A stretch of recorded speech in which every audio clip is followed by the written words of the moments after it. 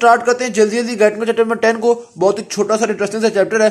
सबसे पहले बताते हैं कि हार्ट की पंपिंग के लिए दो तरह के सिस्टम्स हैं। एक सिस्टम रिदमिकल इलेक्ट्रिकल इंपल्सेस को प्रोड्यूस करता है और दूसरा सिस्टम इन इंपल्सेस को रैपिडली कंडक्ट करता है। ठीक है, अब जो ओवरऑल पूरा आपके पास सिस्टम आता है, सिस्टम के पार्ट्स को देखते हैं। सबसे पहले साइनस नोड, फिर इंटरनोडल पाथवेज, फिर एवी नोड, फिर एवी बंडल, फिर पकेजी फाइबर्स। ठीक है, इनमें से एक एक हम डिटेल को देखेंगे।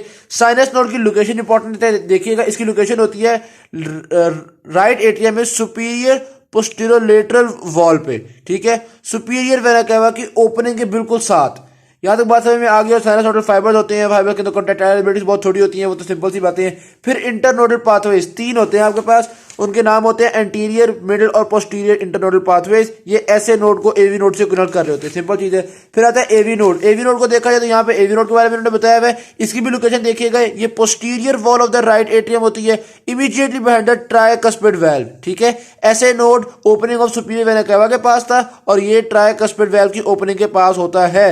अच्छा, एवी वाल्व जो होता है एवी नोड जो होता है ये स्लो डाउन करता है कंडक्शन को।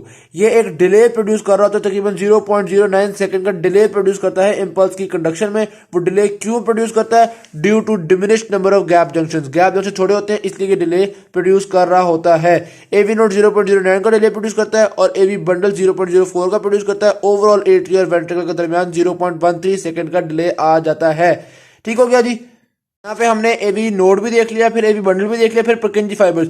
एवी बंडल बेसिकली होता है जो कि एवी नोड से या एट्रिया से वेंट्रिकल में लेके जाता है। ठीक है, तो AV bundle is the only part of the conducting system which penetrates the atria and ventricles. ठीक है, जो एट्रिया से वेंट्रिकल में लेके जा रहा है वो एवी बंडल है। फिर परकिंजी फाइबर्स होते हैं वो वेंट्रिकल्स में तेजी से स्प्रेड करवाने के लिए हमारे पास परकिंजी फाइबर्स होते हैं। तो परकिंजी फाइबर्स लार्ज फाइबर्स हैं, इनके अंदर इंपल्स की ट्रेवल करने की स्पीड बहुत ज्यादा होती है, 1.5 to 4 मीटर पर सेकंड। आप देख सकते हैं क्यों ज्यादा होती है, एक तो डायमीटर ज्यादा है और दूसरा गैप जंक्शन भी बहुत ज्यादा होते हैं।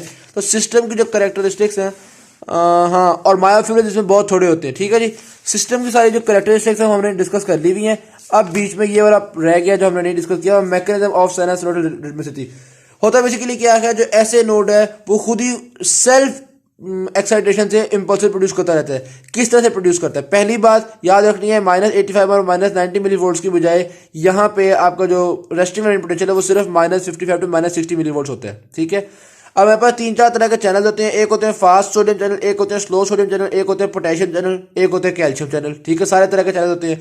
जो फास्ट सोडियम चैनल है वो तो इस वोल्टेज में वैसे ही इनएक्टिवेट रहते हैं, तो उनका तो काम ही कोई नहीं है। जो स्लो सोडियम चैनल है ना, वो यहाँ पे लीकी होते हैं, जिस वजह से सोडियम आहिस्ता आहिस्ता ट्रेवल करता रहता है, तो ये पोटेंशियल प्रोड्यूस होता रहता है। फिर कैल्शियम चैनल खुल जाते हैं, एक्शन पोटेंशियल प्रोड्यूस होता है।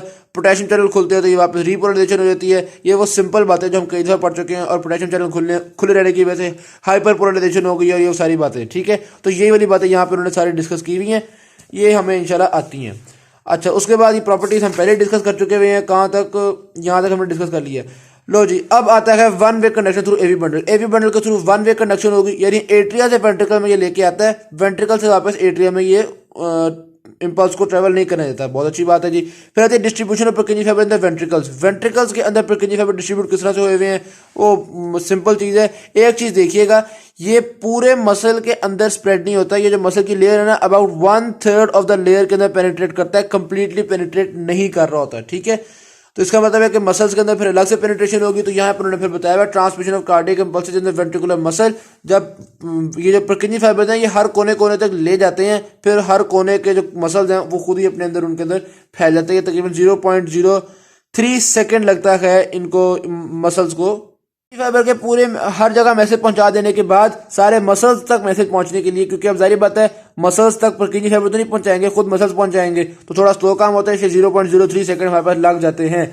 फिर आता है summary of the spread to the cardiac muscle. कोई इसमें ऐसा चीज नहीं है, बस टाइम का ही है आपका। ऐसे नोड पे बहुत जल्दी पहुंचता है ये एवी नोड पे, फिर एवी नोड और एवी बंडल में एक डिले आ जाता है आपके पास, उसके बाद परकिंजी सिस्टम के थ्रू तो बहुत तेजी से इसने फैल जाना है।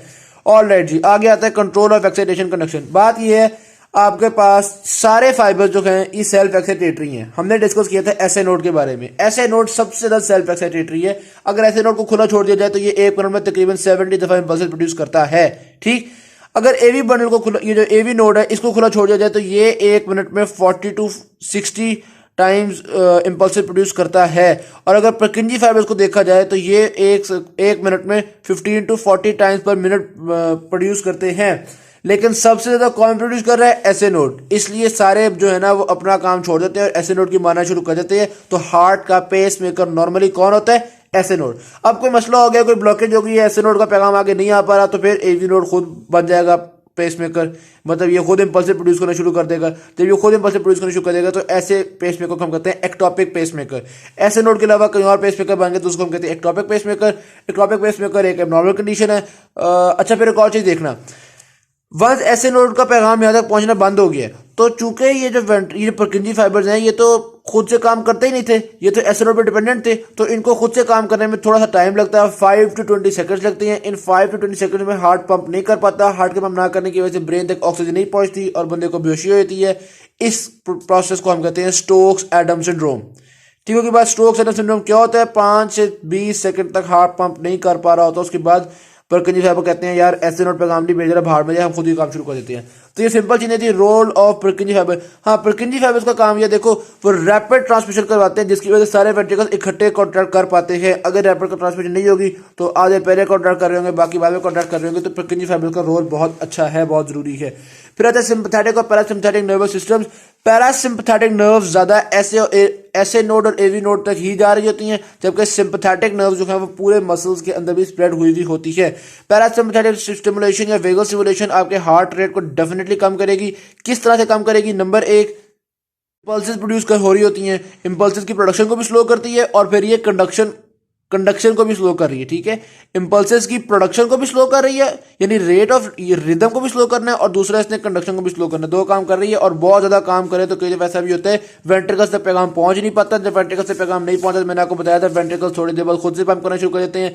जब वो ऐसे नोड के अच्छे से निकल जाए खुद से पंप करना शुरू करते हैं, ऐसी कंडीशन को हम कहते हैं वेंट्रिकुलर एस्केप। ठीक है, और वेंट्रिकुलर एस्केप से पहले स्ट्रोक सिंड्रोम भी होना होता है, वो वाली बातें हमें पता है। फिर आता है mechanism of vagal stimulation. Basically vagal stimulation से होता क्या है, जो मेम्ब्रेन है वो ज्यादा पोलराइज हो जाती है, हाइपर पोलराइज हो जाती है पोटेशियम आयंस की वजह से। तो जब हाइपर पोलराइज हो जाएगी तो उसको स्टिमुलेट करना मुश्किल हो जाएगा और सारा कुछ हो जाएगा। फिर आते हैं हम सिंपैथेटिक स्टिमुलेशन की तरफ। सिंपैथेटिक स्टिमुलेशन जो है वो हार्ट रेट को भी इंक्रीज कर देता है, फोर्स ऑफ कंट्रैक्शन को भी इंक्रीज कर देता है। इन सारी चीजों को ये किस तरह से इंक्रीज करता है? नॉरएपिनेफ्रिन रिलीज करता है और बीटा 1 एड्रेनर्जिक रिसेप्टर जो है वो स्टिमुलेट हो जाते हैं। तीन तरह के काम कर रहा है। नंबर एक, साइनस नोड का डिस्चार्ज भी इंक्रीज कर रहा है। नंबर दो, कंडक्शन भी इंक्रीज कर रहा है। और नंबर तीन, फोर्स ऑफ कॉन्ट्रैक्शन भी इंक्रीज कर रहा है। फोर्स ऑफ कॉन्ट्रैक्शन को पैरासिम्पैथेटिक खास इफेक्ट नहीं कर देता, जबकि सिंपैथेटिक इफेक्ट करता है, क्योंकि हमने पढ़ा था कि सिंपैथेटिक नर्व फाइबर जो है वो मसल तक जा रही होती है, जबकि पैरासिम्पैथेटिक ज्यादातर ऐसे और एवी नोड तक ही जा रहे होते हैं। तो ये सारी बातें थी, बहुत सिंपल थी। Thank you very much. Video अच्छी शेयर कीजिएगा, चैनल को सब्सक्राइब कीजिएगा, और आप इस चैनल को पैट्रियन के थ्रू सपोर्ट कर सकते हैं, जिसका लिंक नीचे डिस्क्रिप्शन में दिया हुआ है।